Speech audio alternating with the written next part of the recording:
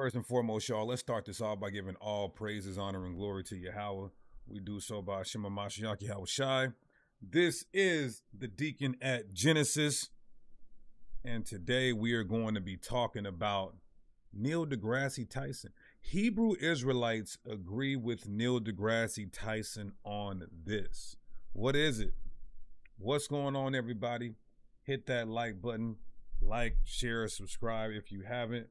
Let me know if the audio and visual is good.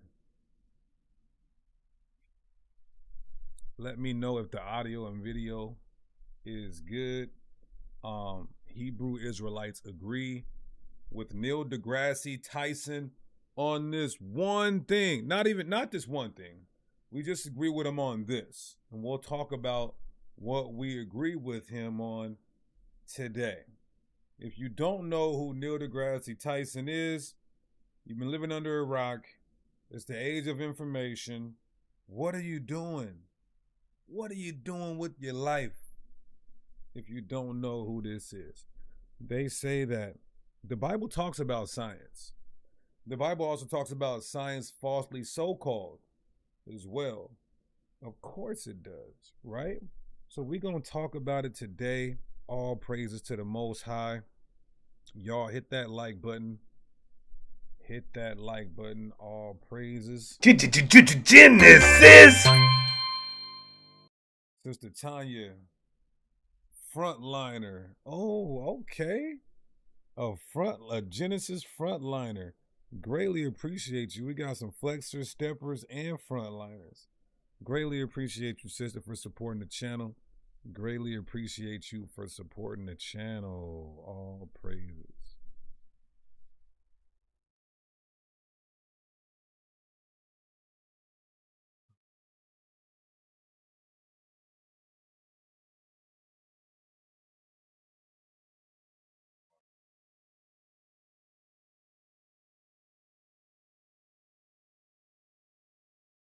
And also with the water for the super chat donation. Greatly appreciate you. Hey, y'all fall in, climb in. We're going to talk about the Hebrew Israelites and us agreeing with Neil deGrasse Tyson on this. Also, a few announcements.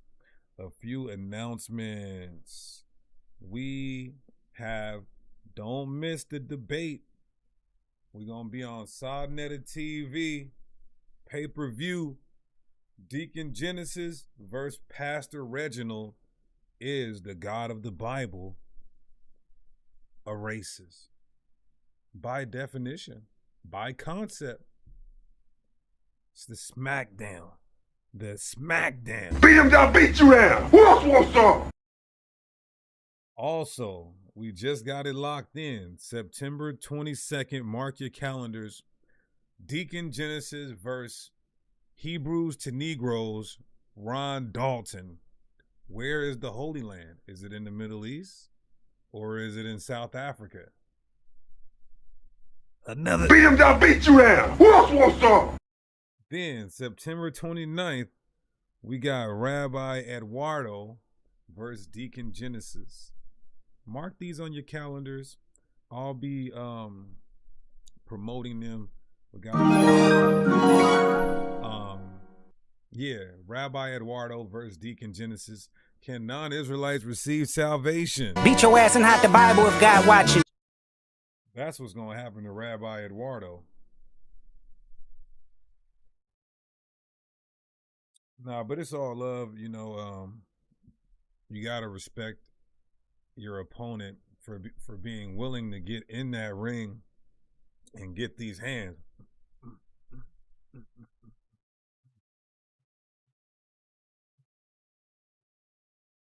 Right, so everybody's in here. All praises. Let's get this started.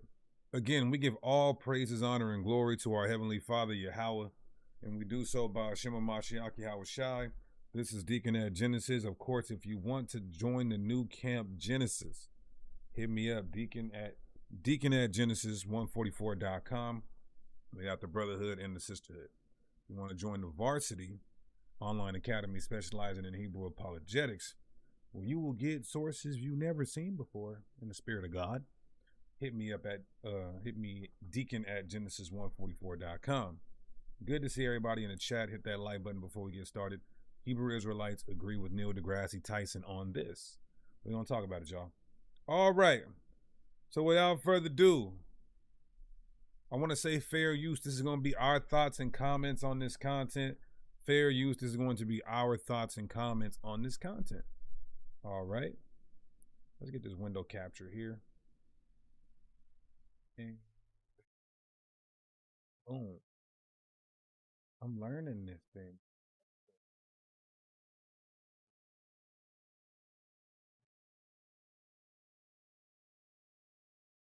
Turn this down one time for the one time. Let me know if you guys can see the screen here.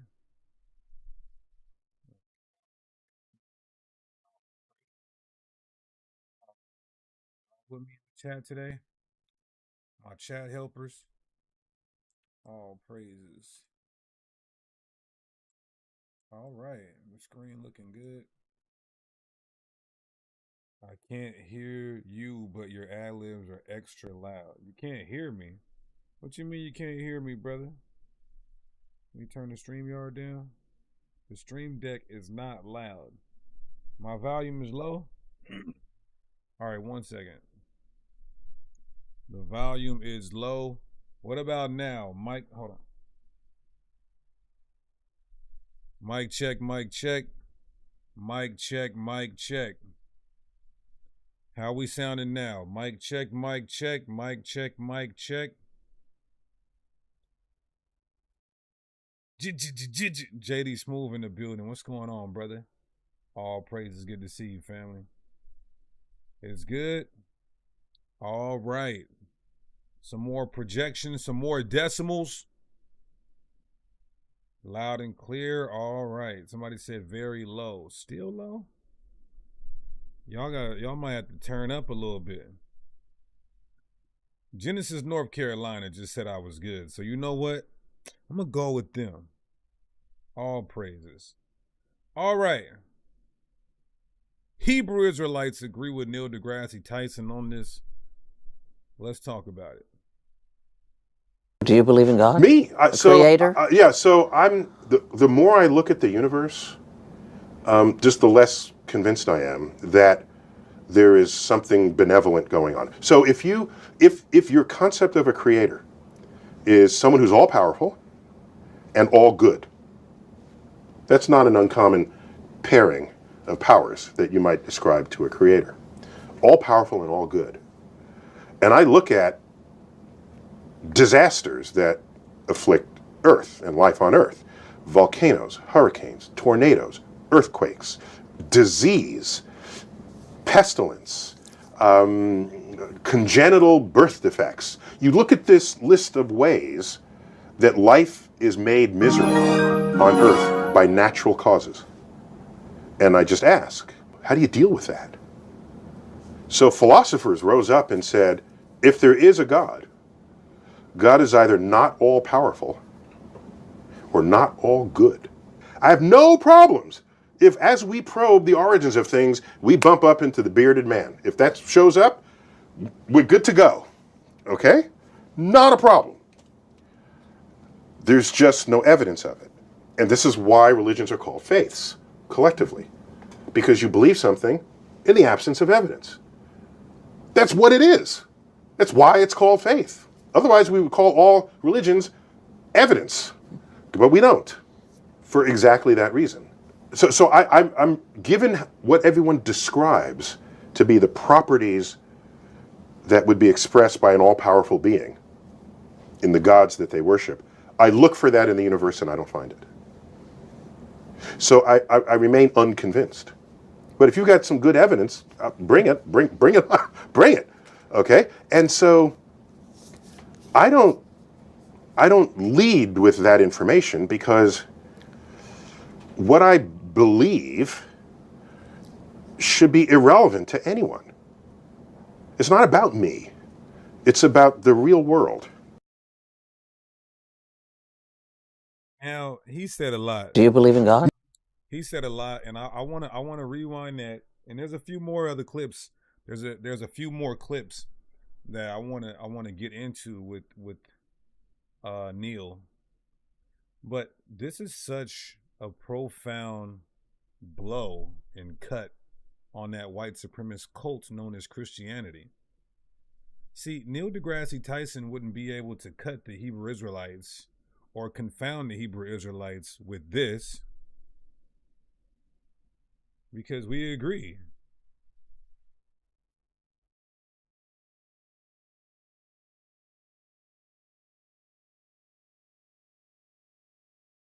Right? We agree that God is not all loving. He's not omnibenevolent. Somebody put in the chat what omnibenevolent means. And this is what the Christian church teaches. That, oh, God is omnibenevolent and he's in love with you and he wants to hold you. That's not the God of the Bible. That's the homosexual Caesar Borgia, blue-eyed, blonde hair man that you guys say is your God, who's a part of your triune God. That's him. That's not the God of the Bible. You understand that? So now we have this conundrum because science isn't conflicting with the theology of the Hebrew Israelites or the Bible. Not all science, rather. But science is conflicting tremendously with the ideology of the white supremacist cult known as Christianity. And Tawada to y'all, super chatting. Yahweh Shai is king, and brother Allah, I see Nazinja gave a super chat earlier. Greatly appreciate y'all. So it's the Christian church that are gonna have a problem with this because it's unfounded in the Bible and it's unfounded in the universe. If God is all kind and God created the universe, then why isn't the universe all kind?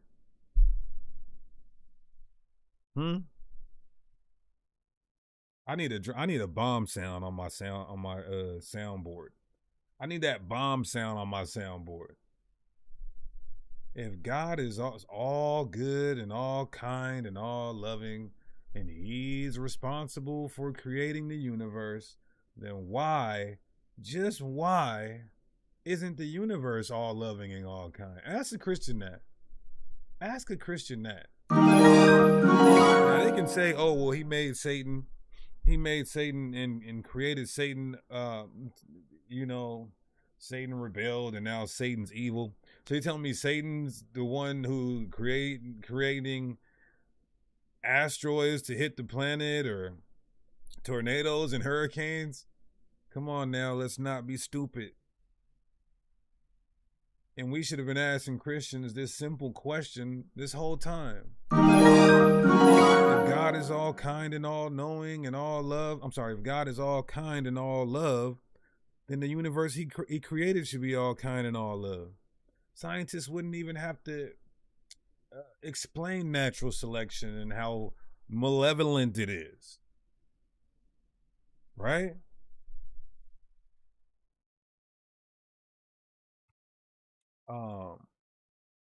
Buck City, the water. Oh, James Flame. James Flame supporting the channel. Shalom, greatly appreciate you. But that's a question that we should have been asking Christians with their dummy doctrine. What Neil deGrasse Tyson doesn't understand, but he does understand, is that if there's a God, he's either not all powerful or not all loving. He's either not all powerful or not all loving. And he's saying this because of his observation of the universe in which we say this God created. And Hebrew Israelites are the first to tell you. No, the Bible is the first to tell you. Written 2,000 years, 3,000 years before we even woke back up to our identity and nationality, right? The Bible tells you, which contains the words of God, tells you that he's not all love and all kind. Therefore, Neil deGrasse Tyson is attacking a straw man argument. Why? Because that's not the Bible. He's attacking this man-made religion known as Christianity, and not just Christianity. Nostalgic Sounds, greatly appreciate you. He says, this sent me through an atheist phase years ago. Yeah, I don't have a problem. Whatever's in the Bible, I'm with it. I don't care if it's crazy. There is some crazy stuff in there. That's the way God want to operate the world that he created. I'm with it. And that's the problem why we go into atheist phases or Gnostic phases or agnostic phases rather, because we want to make God what we see him to be. The clay telling the potter what they should be doing and how they should be sculpting. That's the problem. Why is earth and ashes proud?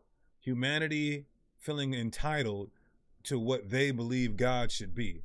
This is why when we're out there on the streets and Christians say, not my God, not my God, that ain't my Jesus. Well, this is coming directly out the Bible. It's just that you have a carnal worldview of what you believe the deity of the universe should be like. What his characteristics are supposed to be. What his properties are supposed to be. Tribe of Issachar at the water for becoming a... Oh, he's still a flex. Flexing. Yeah. Gangsta Grizzly. Okay, so let's continue. Let's continue though, because I got a lot to say. He said a lot within this 2-minute clip. Me? Creator? Yeah, so I'm the more I look at the universe, just the less convinced I am that there is something benevolent going on. So if your concept... Oh, that's what I wanted to say too, excuse me. He's not just attacking Christianity, he's also attacking all these other religions that try to say that their deity, their entities, whether it be monotheistic or polytheistic or henotheistic, they all try to say that their gods are like all good and loving. So he's attacking all the religions that teach this. Excuse me. But the Bible doesn't. Let's continue. of a creator is someone who's all powerful and all good. That's not an uncommon pairing of powers that you might ascribe to a creator.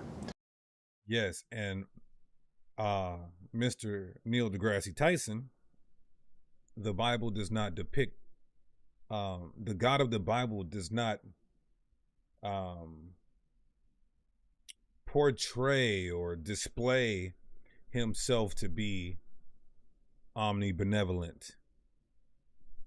That is Christianity lying on him. All powerful and all good. And I look at disasters that afflict Earth and life on Earth. Volcanoes, hurricanes, tornadoes, earthquakes, disease. Now, either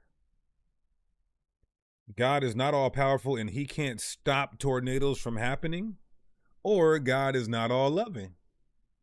See, this is a very simple understanding here. These two comparings and contrasting these two ideas here. He's both. He is full of wrath and he is full of love.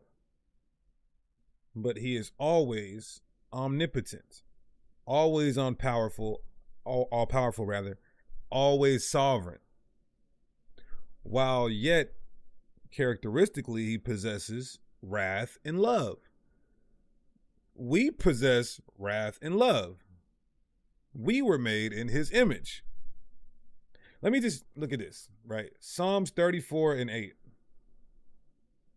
It says, taste and see that the Lord is good. Good, synonymous with kind. So he does show benevolence and blessings, Blessed is the one who takes refuge in him. I think the KJV says, oh, taste and see that the Lord is good. Blessed is the man that trusteth in him. But in the same book, we see Psalms 7 and 11, where it says, God judgeth the righteous, and God is angry with the wicked every day. God is angry with the wicked every day. So Neil deGrasse Tyson isn't even just talking about man-made calamities. Neil deGrasse Tyson is talking about cataclysmic events. Now, we could talk about man-made catastrophe, like war, like biological warfare, and all the diseases they created, systemic racism, poison, GMO foods, black holes in the sea, holes in the ozone layer, pollution. We can talk, even the Most High is in control of that. But Neil deGrasse Tyson is simply speaking from the perspective of natural disasters. Either God is in control of them or God is allowing them.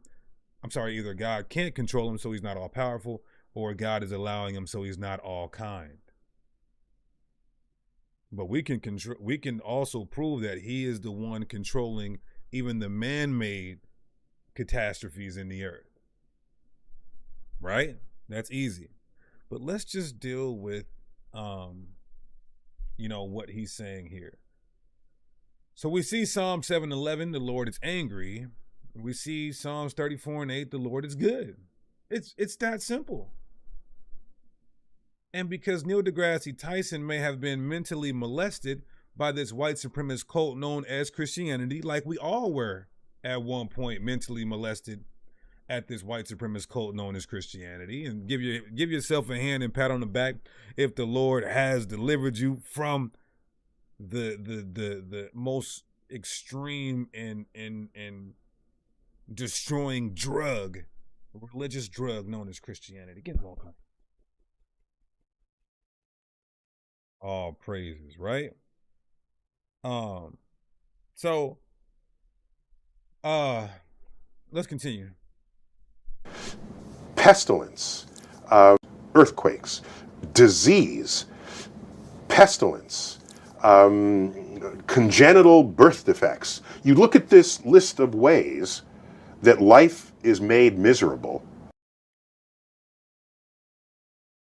Now, he might call that evil. And I see somebody posted it in the chat. I already had it pulled up. But Isaiah 45:7, Christians still can't get this. I form the light and create darkness. I make peace and create evil. I, the Lord, do all these things. So whether it's actual evil coming from human to human, or what you may perceive as evil because 100,000 people get wiped out from a natural disaster, the Lord created, the Lord did it. Now, here's something interesting I want to get to as well, right? I want to get to, because he mentioned plagues and all of that. 2 Ezra 15:49, and this is all through the 80 books. This is the Most High speaking, I will send plagues upon you. Because he mentioned, plagues and diseases.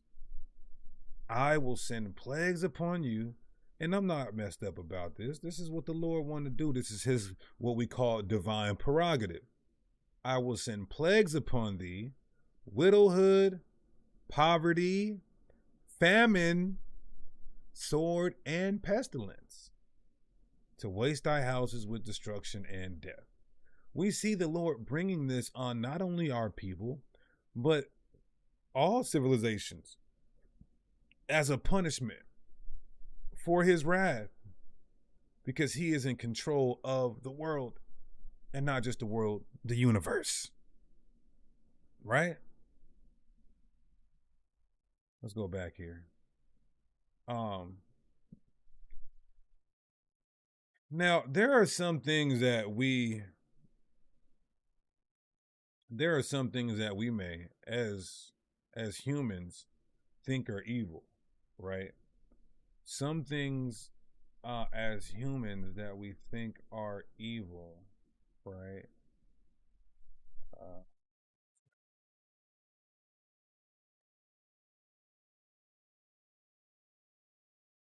Just pull it up. There are some things that we as humans deem as evil, but the Most High actually has a benefit to the things he created, such as earthquakes. What is the benefits of an earthquake? To us, oh, this is evil. This is tragic. But to the Most High God, he's running his earth. He's running his ecosystem. He's running the elements for the preservation of the earth he created. The benefits of earthquake: influencing the flow of underground water, oil, and natural gas. Right? Influencing the flow of underground water, oil, and natural gas. Not just so that humans can mine, but so that the earth and its layers of crust can be liquefied. And this is the reason of an earthquake as well. Making mineral sources available, so there is some contribution to the human species to an earthquake.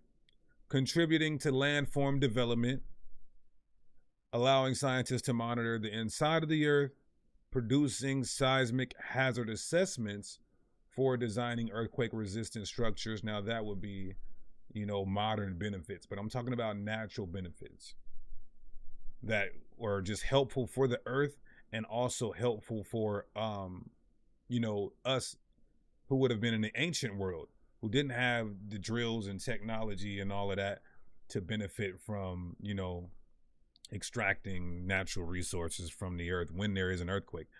But it's good for the earth, although it seems tragic for the people. Another thing, because he's mentioning natural disasters, another thing, hurricanes. How do hurricanes benefit the earth, the atmosphere, the ecosystem? It brings rainfall to areas that need it. Tropical cyclones are extremely efficient at rainfall production and thus can also be efficient drought busters. And the Most High has a method to everything that you think is madness.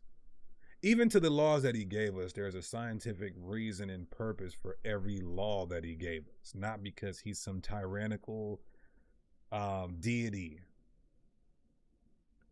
Another thing it does is breaks up bacteria in red tide as tropical cyclones move across the ocean. Winds and waves toss the water's content, kind of like boiling water. And 3, it provides a global heat balance. When pockets of air get stuck, that's all it says. The Waterfront Super Chat donation, bro, says breakdown 2nd Ezra 4:30. Give me a second. I think it's hurricanes or tornadoes that break up these pockets of air that are stuck in certain places in our atmosphere. That's a huge benefit to the ecosystem.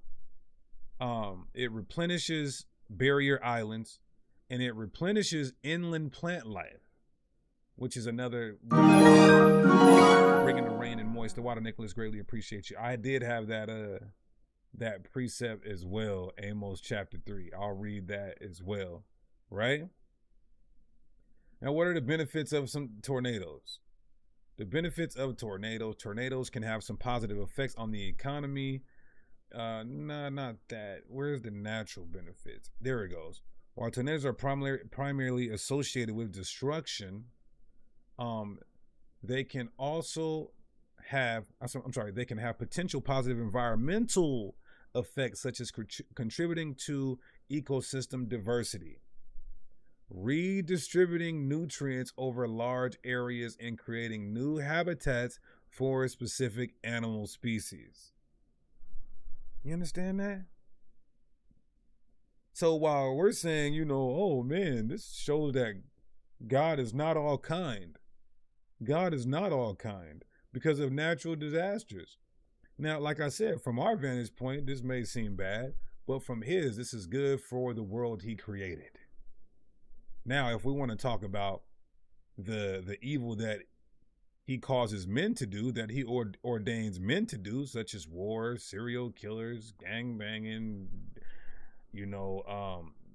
street pharmacists, sociopaths, psychopaths, you know, drunk driving, vehicular homicides. This is another, that's an aspect that we can understand, that he's bringing judgment. And what he causes naturally to happen can be judgment at the same time as well to him, even though we may not look at it like that, right? So another verse somebody posted, I'll read that too, is Amos chapter 3 verse 6. Shall a trumpet be blown in the city, and the people not be afraid? Shall there be evil in the city, and the Lord have not done it? I mean, that's the prophets saying when whatever you perceive to be evil in the city, the Lord did it. And Christians say, oh, he allowed it. No, it's not about allowing anything. And what's worse, us saying, oh, he allowed it, because damn, you don't care about me? Or us saying, believing that he preordained it. This is his will, his purpose. Right? So the evil in the city is, somebody asked, what would I consider the universe? Everything that the Lord created and a realm that we can be in these physical bodies in flesh and blood. Not the fourth dimension, which is the unseen. Amram, the water for the super chat donation, greatly appreciate you. Right?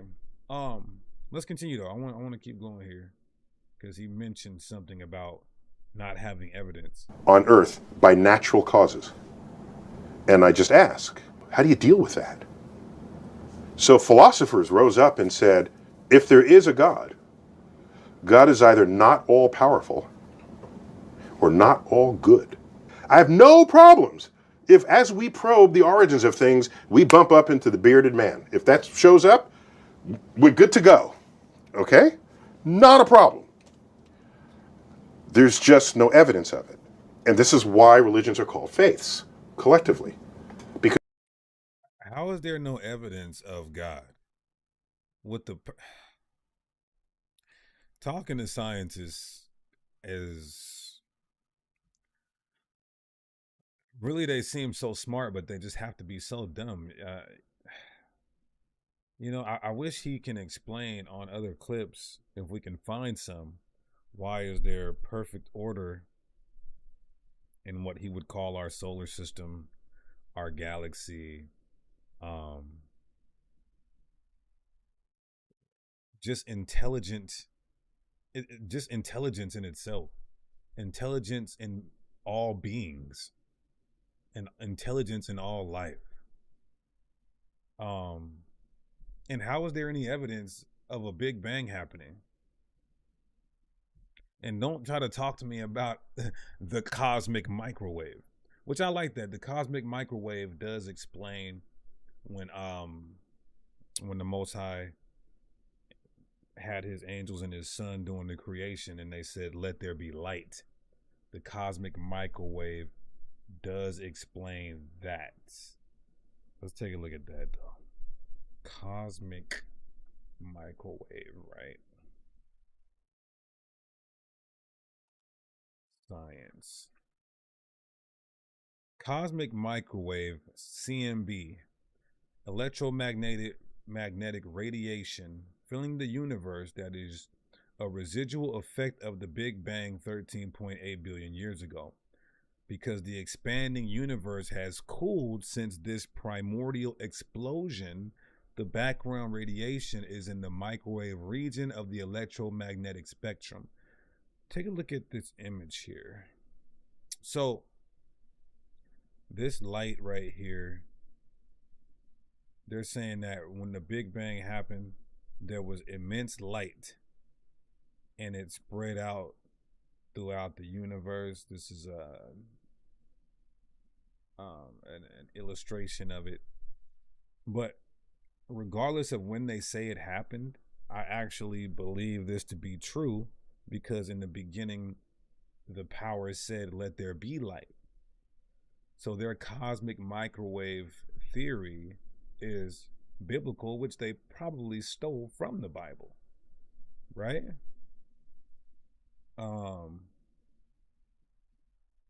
Where are we at here? Let me go back to this.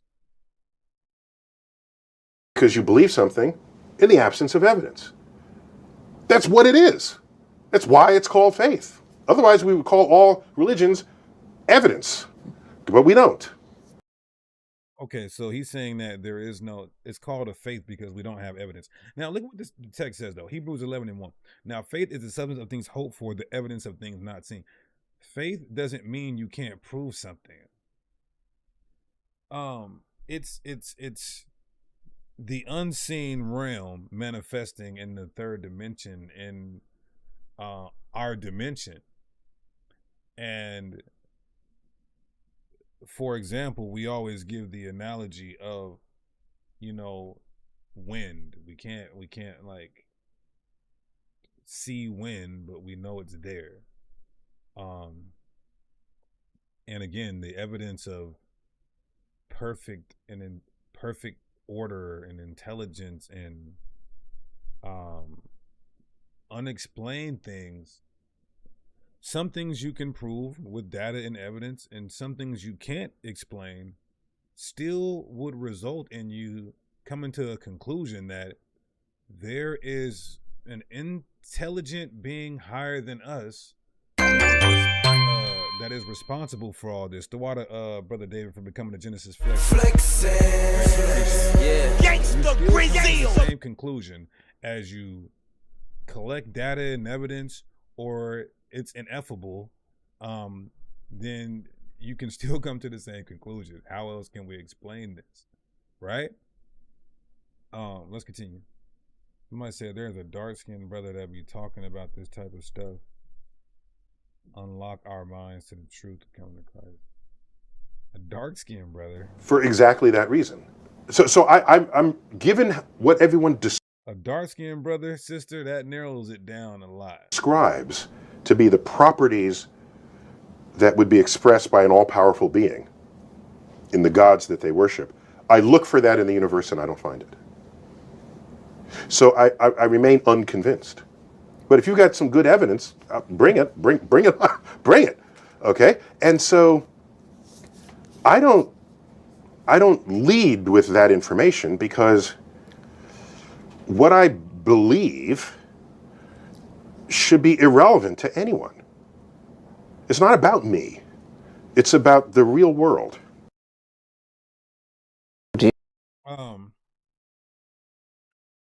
This is a good text right here in Job, right? In the book of Job. Let me see if I can blow this up real quick. Okay. In the book of Job,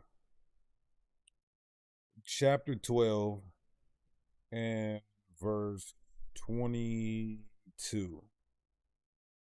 The context is here is verse 13. To God belong wisdom and power, counsel and understanding are his. What he tears down cannot be rebuilt. Those he imprisons cannot be released.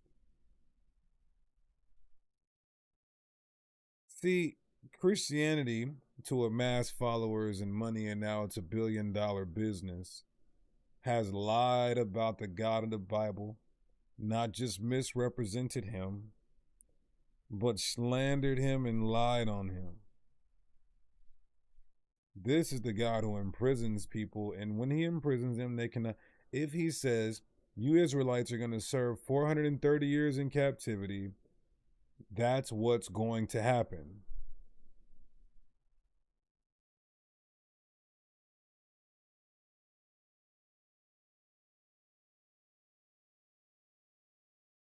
Somebody said my audio again. Let me fact check that.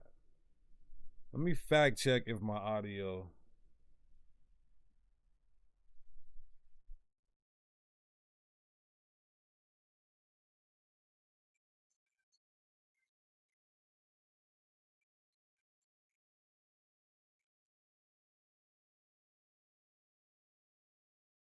Okay. Let me try to turn my mic up a little bit more. Mic check, mic check, mic check, mic. Okay. Hopefully I didn't bust somebody's eardrums. This is Job chapter 12, starting at verse 13. I am in the NIV. Now, when I turn my mic up, did that go too loud? Because it's not reading red on my interface. So hopefully that is good. Okay. Now,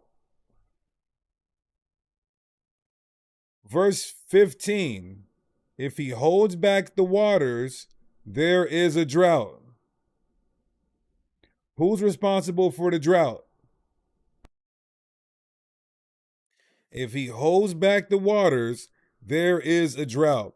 Who's responsible for the drought? That will be a natural disaster. Look at this. If he lets them loose, they devastate the land. That's a tsunami. So when all these natural disasters that are killing people, either he's not all powerful or he's not all good. To him belongs strength and insight. Both the deceived and the deceiver are his. Your Christian pastor lied to you. God made him do it to deceive you. Why? He didn't want you. And he is responsible for you believing a lie and the person teaching the lie. I love the Lord. Look how powerful he is. He leads rulers away stripped and makes fools of judges. He takes off shackles put on by kings, so he can release a people in captivity. He can deliver a people that are in captivity.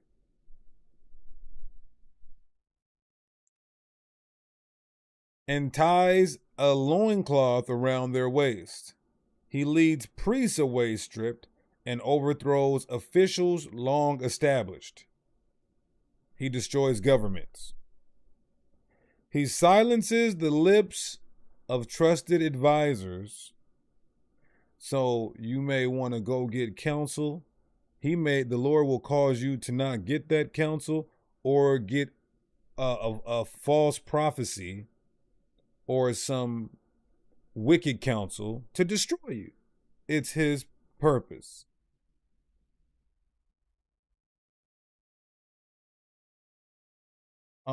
Let's keep going.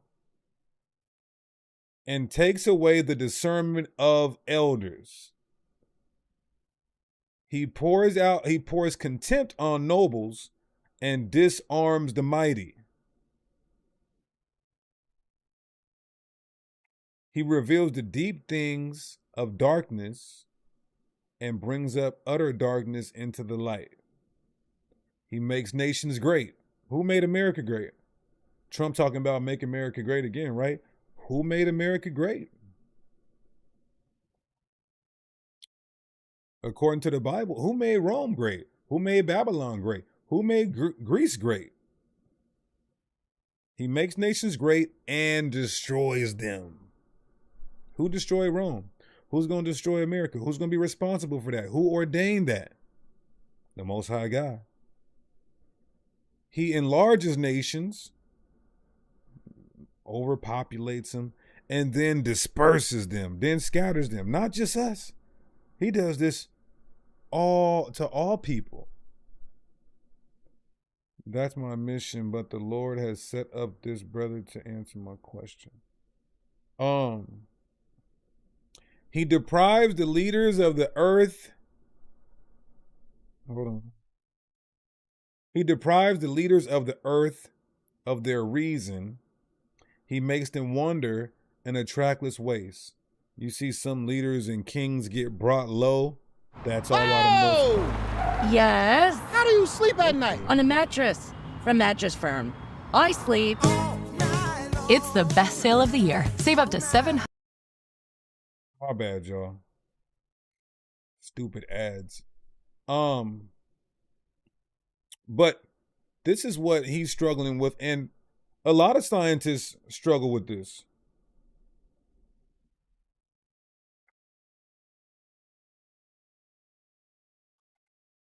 A lot of scientists struggle with the omnipotent and omnibenevolent properties that a deity possesses because of the ways of the world. And if you're a Hebrew Israelite and you know the Bible, that shouldn't be so, right? So, let's take a commercial break. We'll come right back. Their end, our beginning. Genesis. Join the new camp by emailing me. Deacon@genesis144.com. Genesis. Deacon's new clothing line. The whole armor. Put it on. 613. Flawless, not lawless. We got stuff for the Northern Kingdom, Southern Kingdom, men, women, and children. Support Israelite businesses at thewholearmor.com. Genesis Varsity Online Academy, specializing in Hebrew apologetics. Come learn how to swing sword and defend the gospel.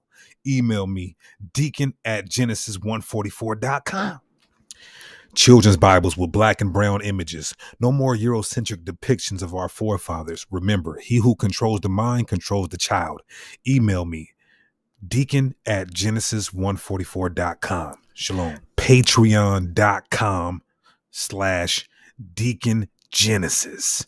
All my new, hot, exclusive content and early releases will go on my new Patreon. So go there, sign up right now. Patreon.com/Deacon Genesis. Shalom.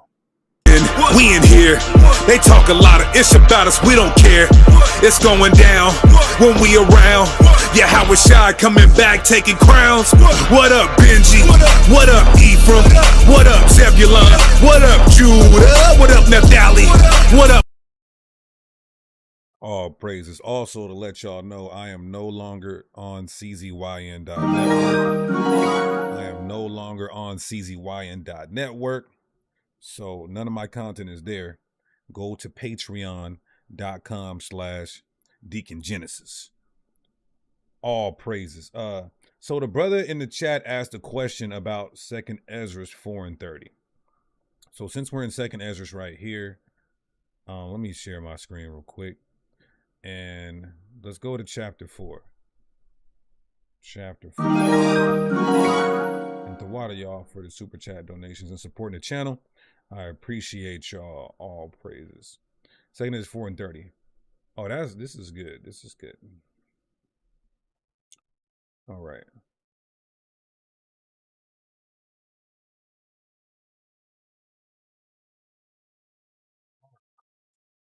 Okay. For the grain of evil seed that had been sown in the heart of Adam from the beginning. That is a precept to Romans 8:20. The creature was made subject to vanity. That's true. Adam never had a chance. There is no free will. Sorry if you guys thought you were in control and you were like some powerful being. But there is an entity who has control over your fate and destiny. You're nobody. You're nothing.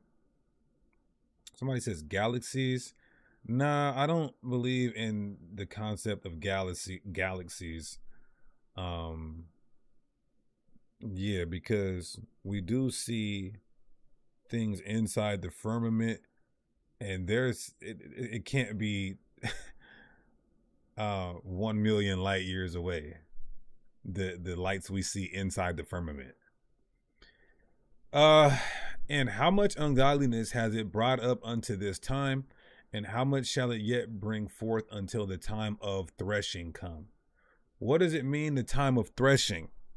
What is the time of threshing? Anybody? What is the time of threshing? Also, too, I wanna bring a couple people on today.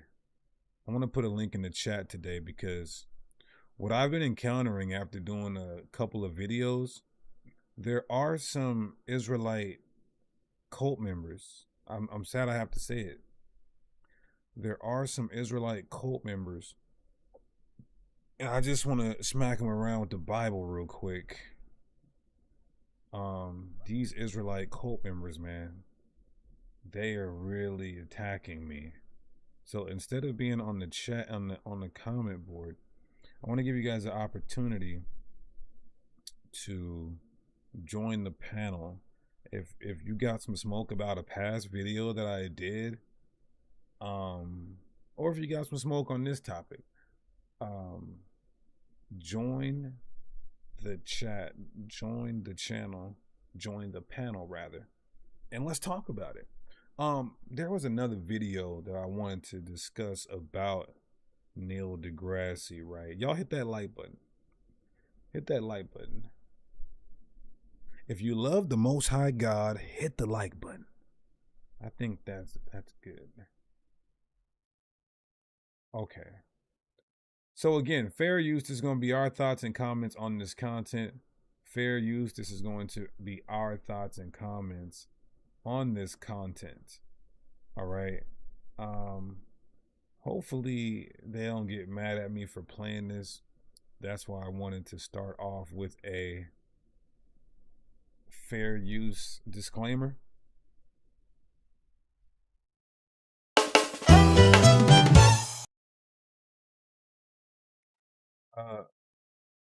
Popular scientist in the universe ever, Professor Neil deGrasse Tyson, whose new book, just to do a bit of media sense. He said, hold on. I'm talking to arguably the most popular scientist in the universe ever, Professor Neil deGrasse Tyson. Now he is the most popular scientist in the universe. That is true. He's doing his thing. He's on here with Piers Morgan, and they're discussing again the topic of a god, right? Whose new book, just to do a bit of media sensationalism there, Neil. His new book, To Infinity and Beyond, is out this month. It's absolutely riveting. You write about this stuff so brilliantly. You bring it all so alive. I want to go into a few things. But first of all, the key question for me with all this, especially when I was reading your book, how much do you think we know and how much do you think we don't know about what's out there? That's a great question, and I can actually quantify that answer. So there are these things, there's dark matter you might have heard about. So dark matter is 85%, it's responsible for 85% of the gravity in the universe, and we have no idea what it is, but we can measure it. There's dark energy responsible for the accelerated expansion of the universe. We can measure that, but we don't know what's causing it. And then you add up all of these sort of what these forces are doing in the universe, it's 96% of what's driving the universe. And all the forces of nature that we know and love, gravity, electromagnetism, the strong and weak nuclear forces, life, chemistry, biology, physics, that's in 4% of the universe. So we know enough about the universe to quantify our ignorance. So we know 4% of what's going on out there. But also keep in mind that as the area of our knowledge grows, so too does the perimeter of our ignorance. And that is the very soul of science. That there are questions, people say, what questions do you want answered? Yeah, I don't think that way. I think, what question do I not even yet know to ask? Somebody said they thought the greatest scientist was dude from Hustle and Flow, Terrence Howard. If you guys didn't see Terrence Howard on Joe Rogan, you should watch that if you are intellectually advanced. But it's a lot of stuff that's going to go over your head. But Neil deGrasse Tyson did a response to Terrence Howard, and to me, I gotta say, I think Neil deGrasse Tyson rebutted his points, but still gave him credit, right? I think that's the really interesting part, is that you're probably not even thinking of the great question, right? Because there may be something correct. I lose sleep over. No, it is true. This is a cult. The scientific community is a cult and a religion. They got their priests, they got their followers. They believe in faith. They weren't there 13.8 billion years ago with the Big Bang, but they believe that. So they're faith. Over that, yes. Now, I know you're an avowed atheist. How can you be so certain that there is no supernatural, godlike entity out there, given that we know so little? He's not an atheist. Well, first, I don't count myself among the ranks of avowed atheists.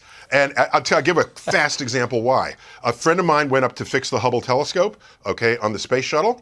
And on my Facebook feed, I said, Godspeed to the space shuttle astronauts. And then in the comment thread, it said, I thought you were an atheist. How could you possibly say that? And so the fact that I gleefully said that and atheists complained about it, clearly I'm not an atheist. Okay? What are you? He would be more of a agnostic, right? Agnostic. They believe, what's the actual definition of agnostic? Something's there, but they can't prove it.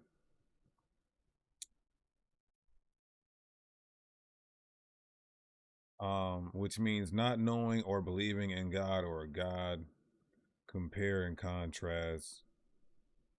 Agnostic. Unknowable.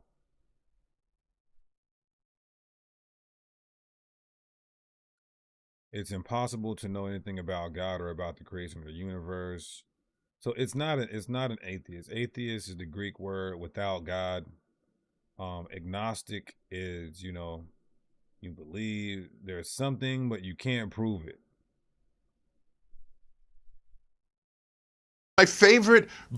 My favorite Broadway musical of all time is Jesus Christ Superstar, which I saw in real time in New York City. I don't know that atheists can, so I don't. So is there a God then, Neil deGrasse Tyson? Are we about to have breaking news? I don't know. Is there a God?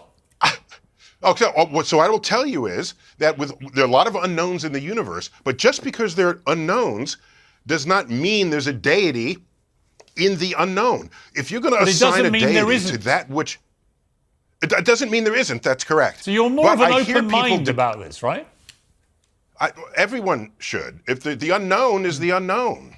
But the track record of people saying God is behind this, and then you add a little science to it and you find out, no, we can completely explain it and control it, then the history of that exercise is so rich with science discovering the unknowns that were previously ascribed to deity, like lightning bolts and weather systems. There was Poseidon, there was Zeus, just look at the history of this. I'm not given reason to say, we're gonna find something, God is gonna be at the center of that, and there'll be no science to apply.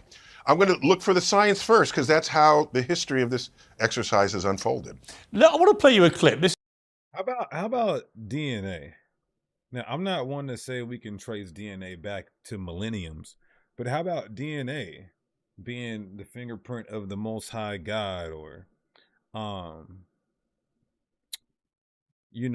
like I said, the order and structure of the way the world is, the perfect order. The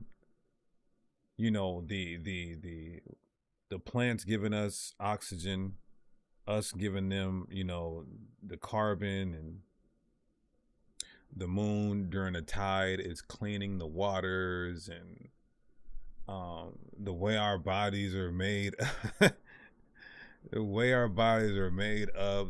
you say that the world is spinning while orbiting all these other planets, and I may not believe that, but they're not colliding with each other. It's the very fact that we have all of this perfect order proves that this isn't by accident, as you guys say. They say that it was by accident, and now we're essentially just space dust in the universe that can't explain what's going on. He said they only know 4% of what's going on in the universe. 4%. And it still is, we only know 4%, and there cannot be a God. How can you say I only know 4% of something, and that 4% proves there cannot be a God, or I haven't found a God yet? Now, if this is about debunking evolution, that's easy. If it's about debunking, atheism, that's easy. But the fact is he's trying to say that there is, with how incredible he believes the universe is, it's not attributed to a higher power. But I think he is, I don't know what he's saying. This is you talking to Joe Rogan about vegans. Right now with Papa Murphy's, we've got a great deal. Which means I've never seen anyone say save the leeches. No one cares about bugs. Save the ticks. And you can ask, if you're really into animals and don't want to kill them, if you heard that ticks were endangered, would you start a movement to protect ticks? Would you do that? And if you would, more power to you. But I'm thinking you're not. They're not. It's the little guys they don't care about. I've had this debate with vegans. I had one last week. I have it every month. And I always point out, most vegans I know munch away on almonds and avocados, and they turn a blind eye to the fact that this causes the mass murder of billions of bees, mainly in California. They don't want to have that debate because they don't care about the little guys, Neil. Now, for me, I'm not like fully vegan. I don't eat meat unless I'll eat fish. I'll eat fish a couple times a week.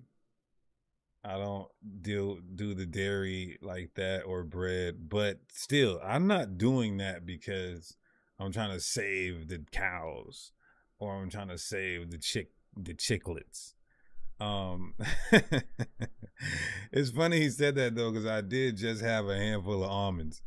All right, hey, almonds are good for you, but some people would just do it for their health, not because they care about the cows.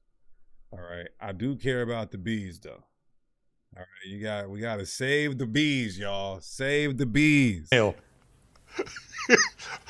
Hey, they say once the bees go, then we're gonna be extinct. But my only reaction there is that comment was addressing only vegans who are vegans because they don't want to kill animals. Yes, no, I agree. Other reasons to be vegan, of course, for the health or the environment. No, I'm talking specifically the ones who run into steakhouses playing sounds of cows being slaughtered. They're the ones that munch avocados and almonds, invariably. Yeah, and by the way, and they are dining upon the reproductive organs of plants. That's kind of weird. And I imagine if a plant-based alien visited Earth, they would freak out when they saw vegetarians. Yes. Because the vegetarians would be eating them, right? And vegetarians target not only the reproductive organs, the nuts, the berries, the flowers, but they also target the infant versions of it. Baby lettuce, baby carrots, baby. Oh my God. This would terrify a plant-based alien. So that's just a cosmic perspective on that. No, diet. you have given me a whole new line of attack. The flower babies. I love it. This is fantastic. I find these. That's dangerous. If it's dangerous to feed you more lines of attack, because I don't know what you're going to do with it. No, but I always like to take these things to their debates to their logical end, right? I mean, and it seems to me when it suits them, they care about the bigger animals. Somebody said, "Can we eat sushi? Cook your fish at the least. Smoke your fish. Smoked sushi." The cuddly ones. Of course, with lawful fish. But when it comes to the little guys, they're not interested. Now, I want to talk about the furry ones especially. Something even more iconic, actually, than God or vegans, and it's your moustache, which has become one of the world's most famous moustaches. And here's extraordinary. There's a whole website that's been set up called deGrasse Tyson. I thought he was going to talk more about God right there, but he didn't. Okay, there's nobody who joined the chat. So, yeah, y'all, what y'all think about this? You know, if you haven't dropped a comment, drop a comment when I close out. Is Neil deGrasse cutting Christians? Is he confounding the Christians?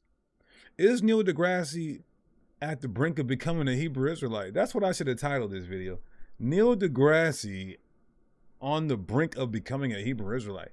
He's learning that there could be a deity up there, and he can't be all kind at the way, because he created the universe, and the universe is not all kind. So with that, y'all, yeah, we got those big debates coming. September 14th, Pastor Reggie. September 22nd, Ron Dalton. September 29th, Rabbi Eduardo. After that, I'm taking a break, y'all. In the spirit of God, pray for me. Let's end this by giving all praises, honor, and glory to Yahweh. We do so by Shema Mashiach Yahweh Shai. Until next time, y'all, peace, blessings, and shalom. There end our beginning, Genesis. Join the new camp by emailing me, deacon@genesis144.com. Genesis. Deacon's new clothing line, the whole armor. Put it on. 613, flawless, not lawless. We got stuff for the Northern Kingdom, Southern Kingdom, men, women, and children. Support Israelite businesses at thewholearmor.com. Genesis Varsity Online Academy, specializing in Hebrew apologetics. Come learn how to swing sword and defend the gospel. Email me, deacon@genesis144.com.